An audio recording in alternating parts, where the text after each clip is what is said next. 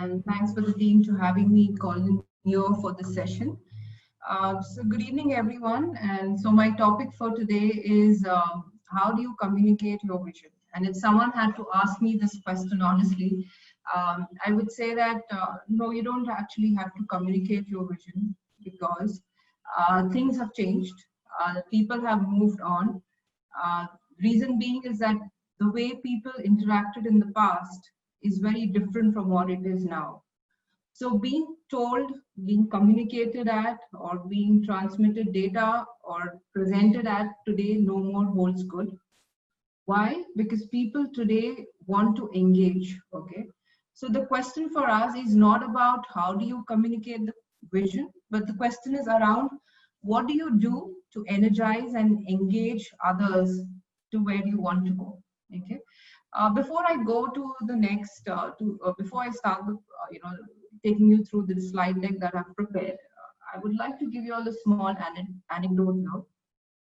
A couple of years back, one of the a senior coach was approached by a very senior veteran from the UK government around the same question about, communicating vision. So he worked with him very closely on what he wants to do, how he wants to get the department, what is the future of the government, what is the kind of skills he wants to wants to build within the team. So they did a very exhaustive and extensive work around it. They enriched it really well. And they had a story now to tell that they had to reach out and take it out to the rest of the department. So for obvious reasons, the senior veteran of the UK government did ask the coach, now how do I go and communicate this to the rest of the organization, which is close to around 10,000 employees. The coach paused for a while and he said, my answer is don't write it. The senior veteran was like a little taken aback and he said that uh, he's been in the system for the longest time. He has moved levels. He's been knowing things that he has to write it well. He's known for it, that he documents, writes it well, communicates it well. And then he gives it a thought. Or are you saying that I'm not supposed to write it, but talk to them about what my vision is? And the coach says exactly. So here is what the change is, my friends here, that we need to talk, we need to engage, we need to see how we can get people together and work towards our vision. This is very different from the past where we would have sent out communication mailers, put it up on intranets or have company videos sent out talking about the vision of the organization.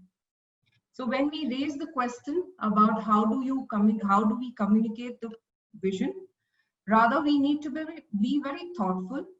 Perhaps more than what we have been doing all this while. We may be doing it to an extent. We're already doing it, but we need to be a little conscious about how we're doing it. What are the ingredients? What are the behaviors that can help us bring about engagement? Okay. What we need to do as individuals here is study it, learn it, practice it. Okay. Succeeding at times, maybe failing at times. We need to learn again, get out and practice it all over again. So quickly want to take you through, what I have in mind here to share. So sharing a vision, leaders need to have a vision here, okay? But they also need to have the right amount of skill to share it, okay?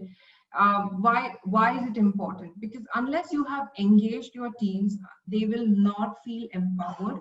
They will not feel dedicated to this, and it all depends on how you put it across to them. Okay. You can do that in the best of communication, best of effective communication. You can use the best methods. You can outline an action plan, but that isn't enough. Okay. Leaders must engage with their team members as individuals so that they feel with a lot of enthusiasm, with a lot of honesty and a lot of authenticity. Okay. In the next slides, I will be taking you all through how do you engage, how do you align with teams, how do you on your vision, and how do you inspire people to work and achieve it. Okay. Also, before that, I will just like to take you all through some of the inspiring vision statements that I came across, and I would love to share this. So we have Nike, we have IKEA. I like the one which Nike has mentioned here, specifically mentioning that if you have a body, you are an athlete. That's all about inclusion. It's not only about one set of people that we are addressing, we're addressing a whole lot of set of people with the common thing that you have a body and you can be an athlete. Similarly, other vision statements have to be very clear, have to be very crisp, and people should be able to align to it and able to understand it in common language.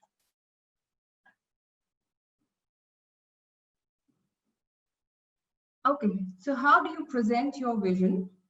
McKinsey and companies say that there are 5 categories that you need to focus on when you are presenting your vision.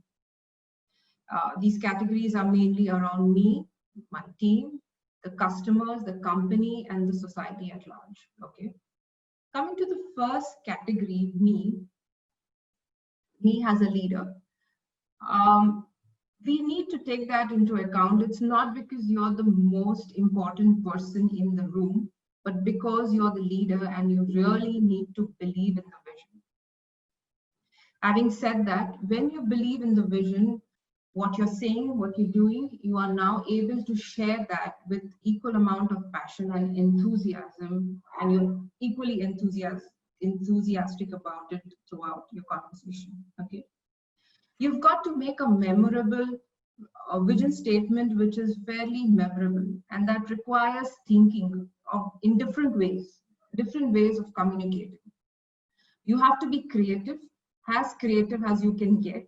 Okay, but you still have to be very authentic in your voice as a leader, because unless you believe it, unless you want to say what unless you say and you say it rightly with the whole set of conviction and passion, no one is really going to take that seriously. Okay.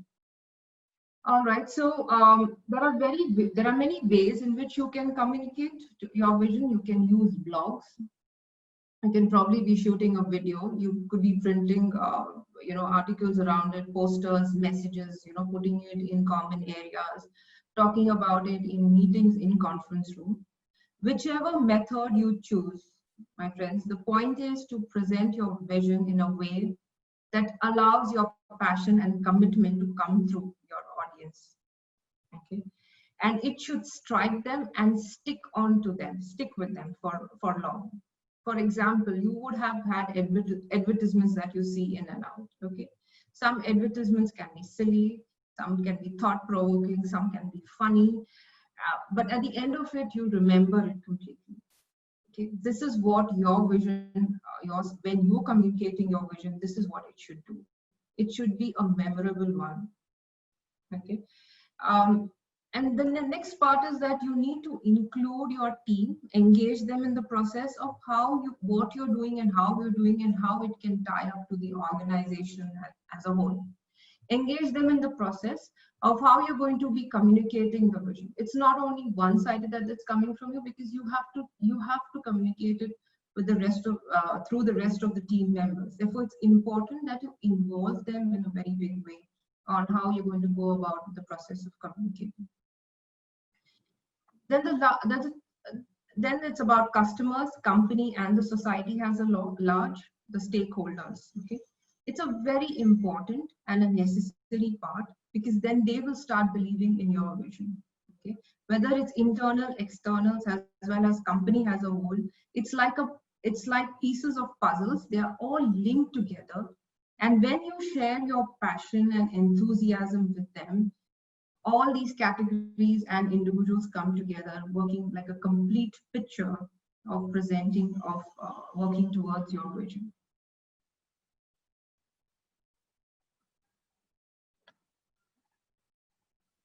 Most importantly is to have the buy-in. How do you have the buy-in? Who are the people that you should focus on when you want to have they are going to be your agents, they're ambassadors who would be talking about your vision, who will be living by it. Okay. So focus on those that are most influential. These are the ones in your community whose opinions people seek out to. How do you recognize them? Okay, they are the ones, how do you recognize these individuals? These individuals hold court after your meeting. Okay, people in the meeting look up to these, look at these individuals for how they react in the meeting. How do they respond to what's being spoken at? Okay, they are the ones in your environment whose opinions people really seek out to, like mentioned here, and if you have a buy-in with them, oftentimes getting one of these influencers to buy in will cause others to automatically follow. So you have to look at people in the system who are fairly vocal, who have the energy levels, who exhibit those energy levels and behaviors, who I would like to latch onto in terms of for energy, that I say, okay, this person is feeling highly enlightened. What is he doing differently? Why is he doing it? What is the purpose? So as an employee or as a team member, I would definitely want to know how is he doing it differently and what is the reason. And all of that these are your change agents, these are your ambassadors at the end of the day, who are going to be talking about your vision, fairly clearly and in a way that will inspire others. Okay, so you have to look at influencers, the key people within your system, who will be your change ambassadors, who will be that advertisement that you want to run again and again through them.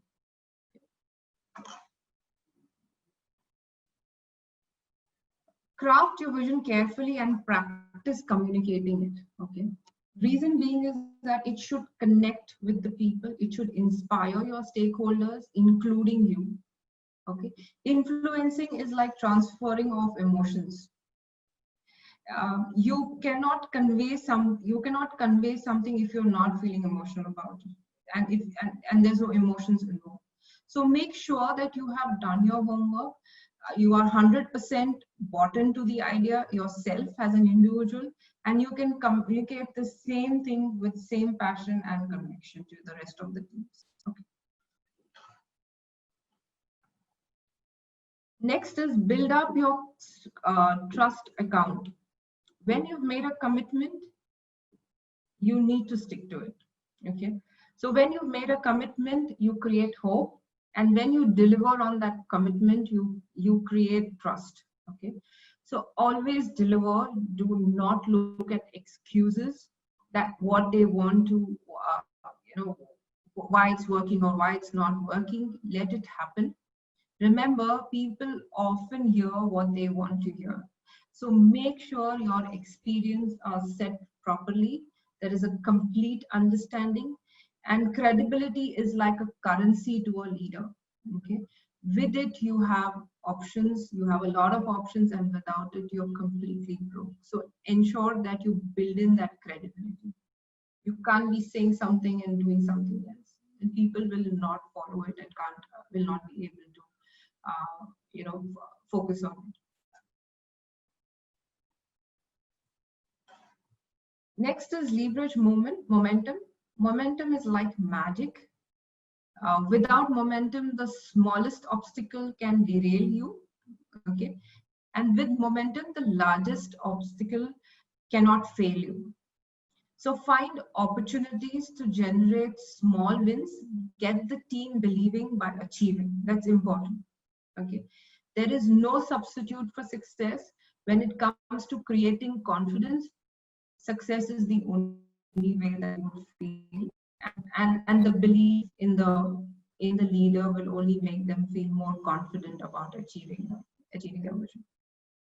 So what is next? The best way to have your people embrace to the vision of the company is by communicating how their individual roles support the overall vision. Okay. This is important. This is the first step, because the employees may not realize how their work is connected to the company vision. What I'm doing, whether it really adds on or it builds on or it piles up or it connects with what the organization wants. Okay.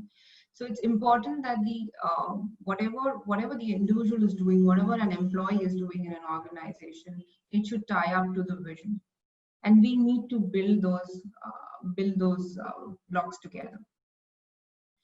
So help them understand how they tie up to the bigger picture of the organization, of the company. And here are some ideas on how you can do that. I'll give you an example here. When this is more like a KPI or the objectives, where it says that you should have your objectives cascaded within the organization fairly well. So it starts with the head of the function and the functional head and the domain leads or the team leads, and then the teams below. And everything is well connected. We are in the habit of setting KPIs and objectives for the year. Similarly, even vision is something that you foresee and you want them to achieve very shortly in the coming months or the years, and that's how you build it. That's how you bake it into your objectives. So I'm going to be talking about that a little later. Examples here was many organizations have set vision exercise, creating vision exercise. There's a workshop. You go out for outbound session. You have somebody to facilitate for you the work. You feel that after 2 weeks, okay, after 2 days of a thorough session, you have got a vision in mind, and now you have something that's you're going to be working on. But that set of people who you're working with is all your functional heads or your leadership roles, and you're working very closely on getting them to work on to come out with a vision statement. What happens to the employees who are working, or the teams working below them? Are they saying the same thing? Are they speaking the same language? Is it lost after your 2 days workshop?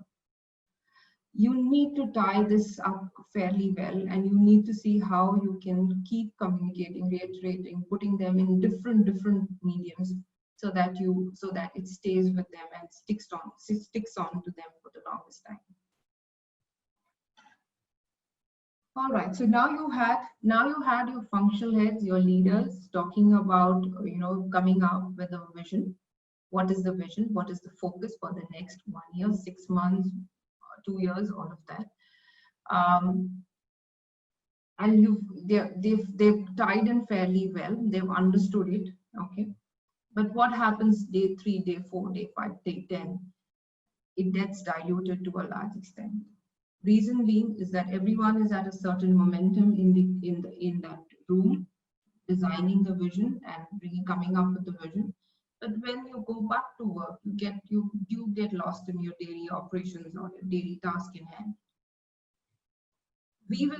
You as a leader, you as an HR team will have to ensure that you are able to revisit that time and again. Have checkpoints often, so that the managers, the leaders can know that they have to track this. They have to practice it and track it. So daily check-ins or meeting is very key. Here it's important that if the organizations hold daily check-ins, which you may not be able to do it on an ongoing basis or practically every day, but do it as often as you can. Those are great places to start with educating employees about the vision. Okay. Therefore, when the managers have hurdles with their teams, give them talking points, give them support. They may not be comfortable all of a sudden. Not everybody is comfortable talking about the vision at the first go. Okay, so you can start and prepare them by providing them talking points or conversation guides that exhibit what kind of behavior, what kind of task that we do will tie into the vision. Okay, what kind of situations that they go through or they apply will tie up to the vision. Okay. An example of this could be weekly discussions that illustrates the company's vision clearly and helps people understand how they apply it in their jobs. Okay, so in short, make managers comfortable. For that matter, even give them the script that they need to use while talking about the vision. because they may not really tie in after the 2 days, 3 days workshop that you have. They will need a little more support. So provide them the support by giving them talking scripts, or starting the conversations around talking about the vision. Recognize people who embody the vision, very important. Employees want to know that leadership is paying attention to those who are living by the vision and rewarding them for it. Common practice is R&R, reward and recognition program. You can tie up some behavioral, some project, some work that's done that ties up to the vision. Very important.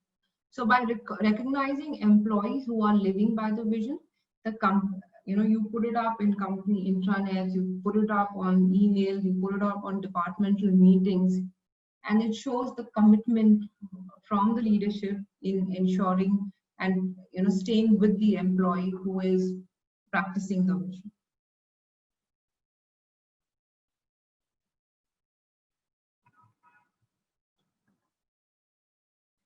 Incorporate the vision in the review process, like I mentioned earlier. Include them in your quarterly performance review. Include them in various important, powerful ways of doing that is ensuring that if people see that they are being measured on how well they apply the vision, apply their work, and get their vision and get their work and their jobs tied up to the vision, they are more likely to ladder everything up there and meet the vision.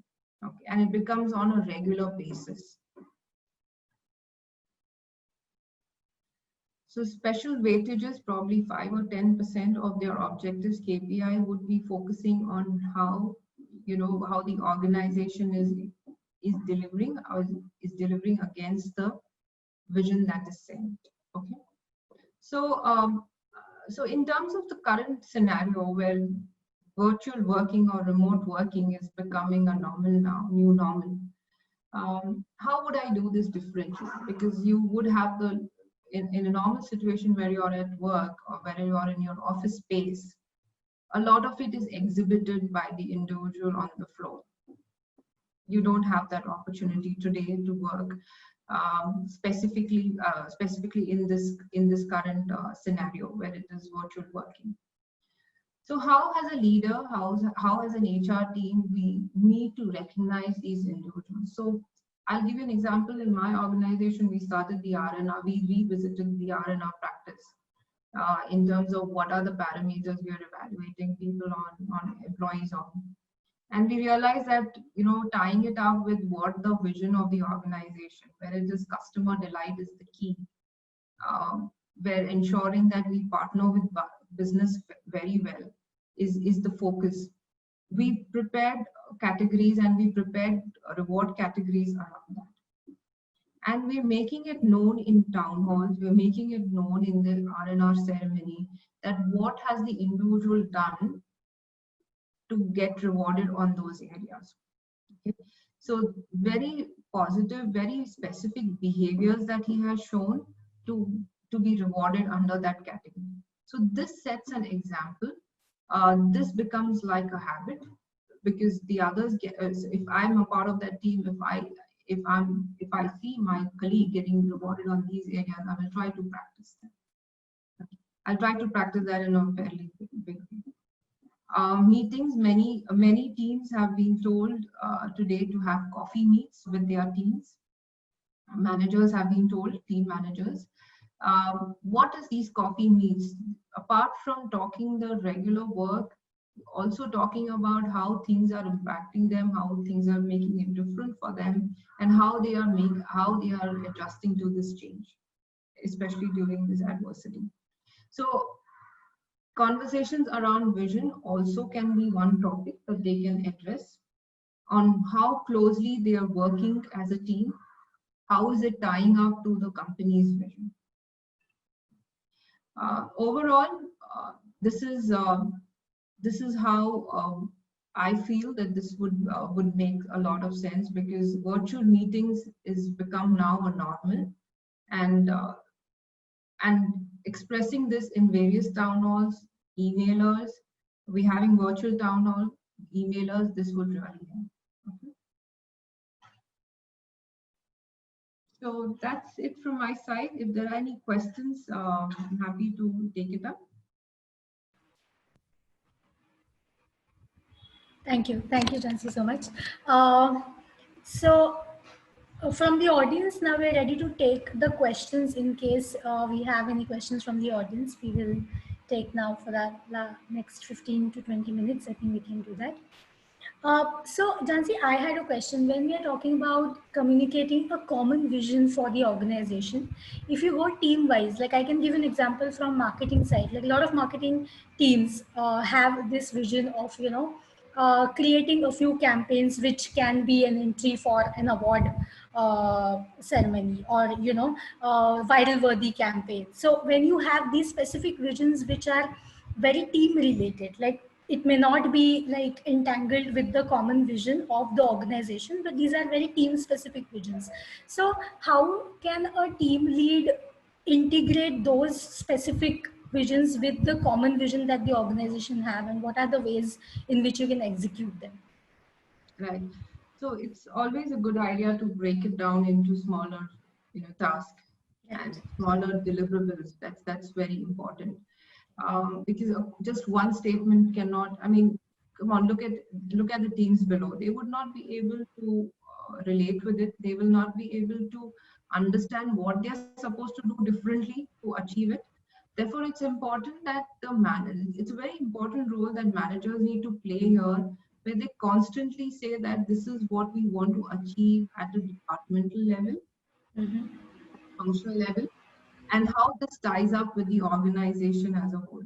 So relating your deliverables is important to the company vision. So if it's a marketing or a sales team, if there are certain targets or certain quality that they need to ensure in their that's an area which they can.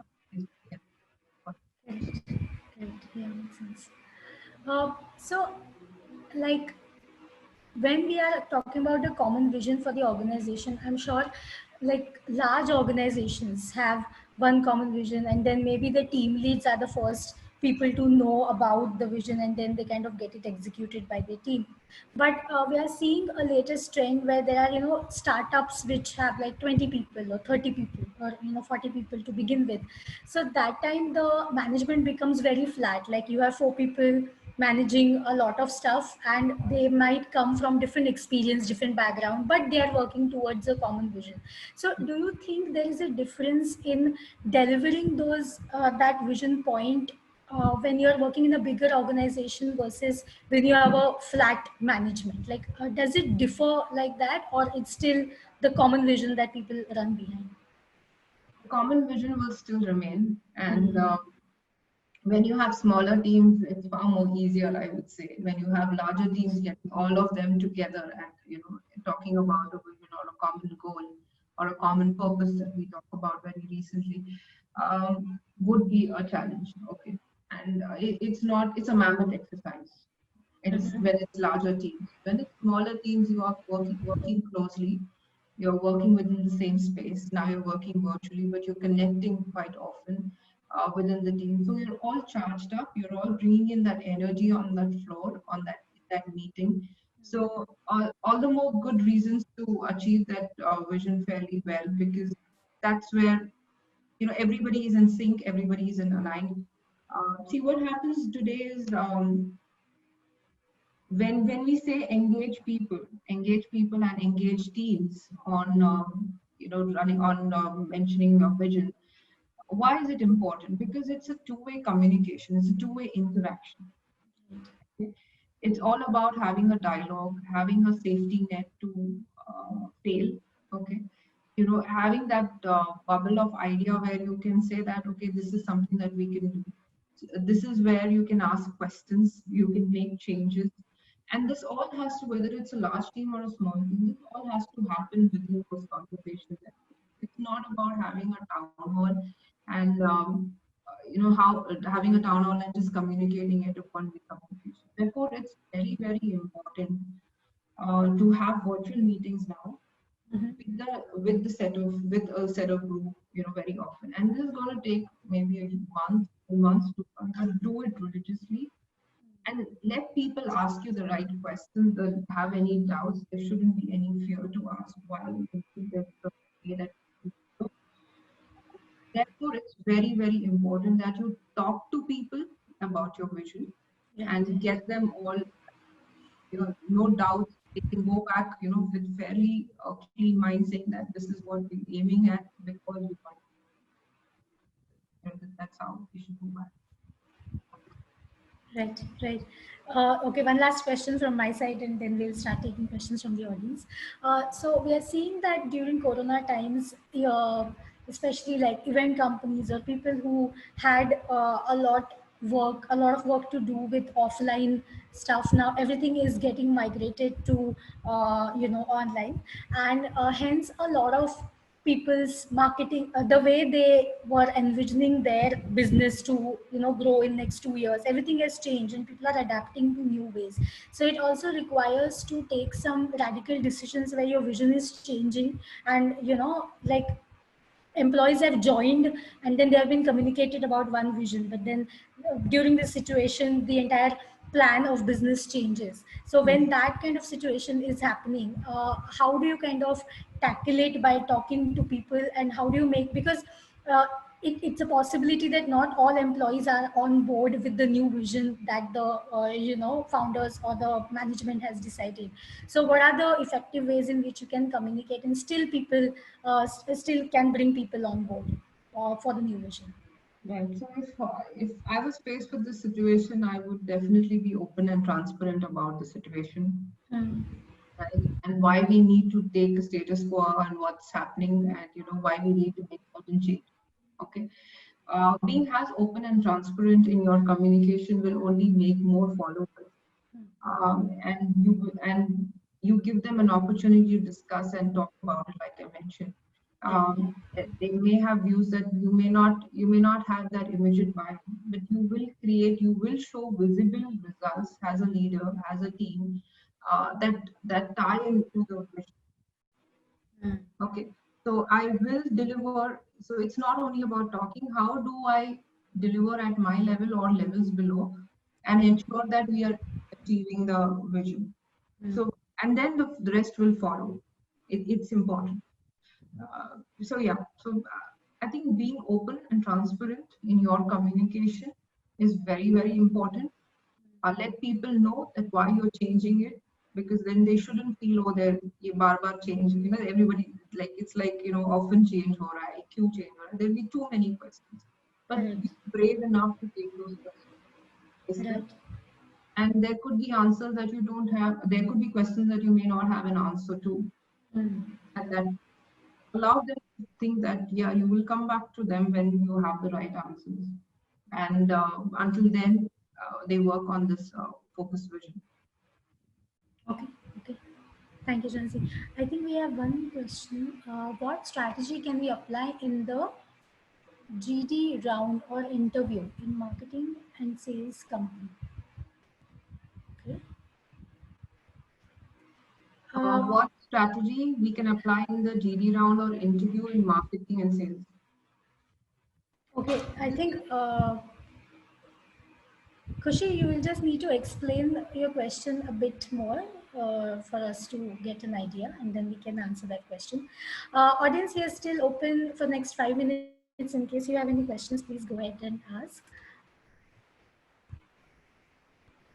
So, Jansi, can you give us one example in terms of when it was the time for your organization, so previous organizations, where you had to deliver one particular vision, and then the way you did it or the process in which you kind of communicated it to the employees, it really worked out well for you. So, if you can just give us like this one example that you So must have seen or experienced, whatever. yeah, so this was very recently when we took up the work from the rest of the APAC countries, the IT support from rest of the APAC countries into India. So India was the focus, and we're setting up a delivery center here in India.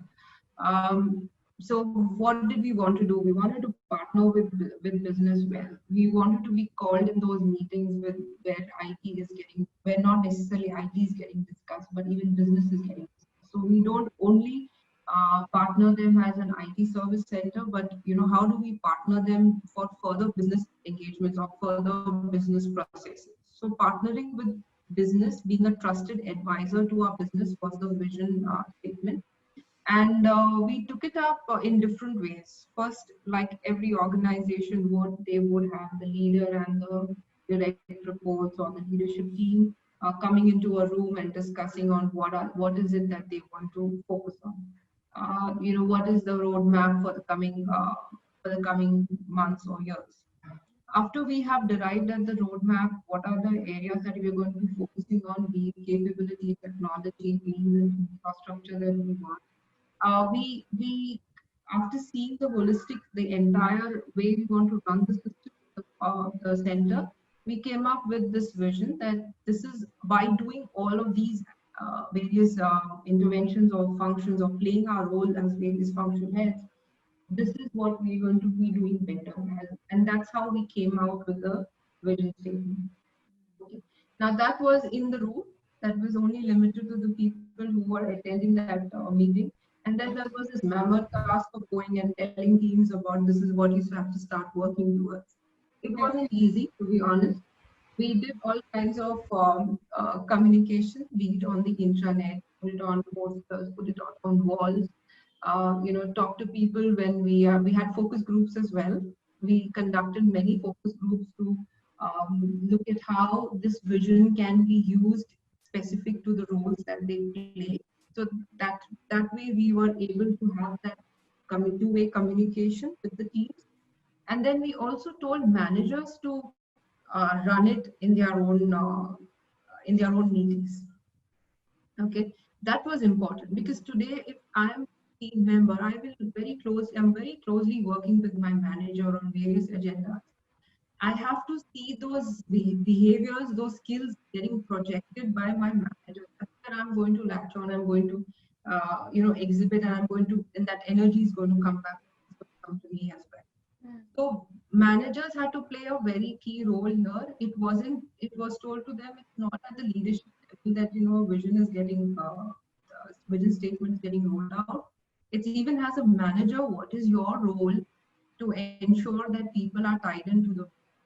And then as part of the HR team, we conducted various workshops around this.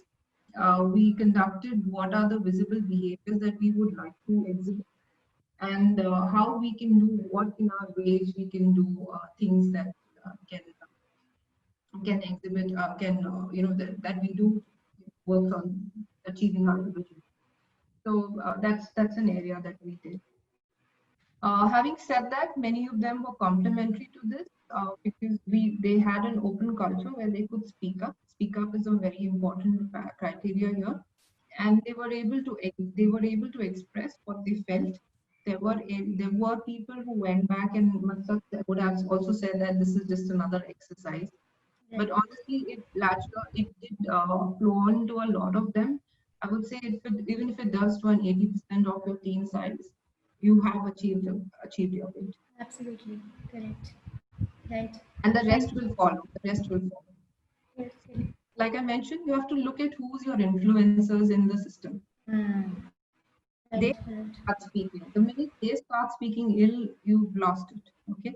The minute they start speaking good about what you want to do as an organization, they don't listen to the leaders. They listen to these managers, these influencers who are able to. Right. Thank you, Jhansi. We have one question from Pooja. She's saying that I think in a startup, most people are in the company more because of the vision of the company, so it's easy to keep them motivated. But in a bigger organization, people might join more for the brand name or for the better pay or opportunities, etc. And so it's more challenging to bring them on board with the vision and infuse a sense of focus and passion towards the vision of the company. Do you agree with this? So in large organizations, you have to, once you have people onboarded, it's business as usual for you. it doesn't end there. You have to do many more things to keep them engaged and keep them going.